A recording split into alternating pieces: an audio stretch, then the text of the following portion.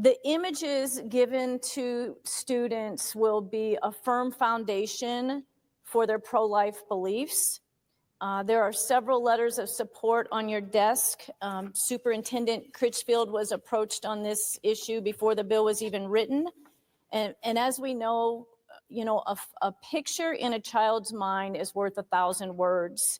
And providing real images of real fetal development will help them better understand the truth. And hopefully we will start to see some cultural shifts for a pro-life society. And with that, I ask for your green light. For debate on the motion. Hearing none. Hearing no net. Good. Lady from 19. Thank you, Mr. Speaker. To debate. The lady has the floor. Thank you. And this might come shocking, but there's actually 4 things that happened in committee that led me to a yes on this bill. Well, there's a surprise. Ms. Mancroft from, I think it's called Unplanned Good, and both of the sponsors agreed to a few things that led me to think that this could be a good idea. First, there was an agreement that there does not need to be an opt-in or opt-out for this instruction, so every student will get this instruction with or without permission. Number 2, the local districts have complete control over the creation or dissemination of both these videos. So if you read the bill, there are 2 videos. 1, a high-definition ultrasound with development of brain, sex organs, etc. And 2, a scientifically accurate video of every stage of human development in utero. So having local control of those 2 videos means that districts will be able to find scientifically accurate videos that portray both those things. Number 3, the videos, according to the sponsors and to Ms. Mancroft, who testified, can show and discuss the full scope of pregnancy issues, including miscarriages, fetal abnormalities, genetic disorders, and the like, would be totally permissible within these 2 videos, allowing students a complete understanding of the complexity of pregnancy and of human development. And then finally, this bill mandates instruction on the effects of behavior of human development, which means for the first time in a generation, Idaho students will have a robust education on human biology. So for those reasons, I'm a yes. Very interesting. Debate on the motion.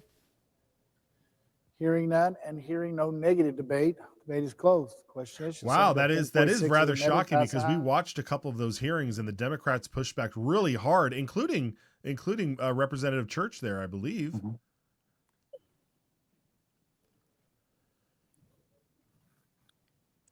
Matthias and Rubel are still no's. So Democrats split Church. on this issue. Has every member voted? Green, Gallopese, Gannon. That's Does Church any is the member wish to only change Democrat their vote? flip. Clerk will lock the machine and report the pairs. Crane 12 votes aye. Matthias votes nay. 63 There's ayes, a 6 pair. nay, 1 absent and excused. Say again? Voted having voted. There's a pair. Right. Right.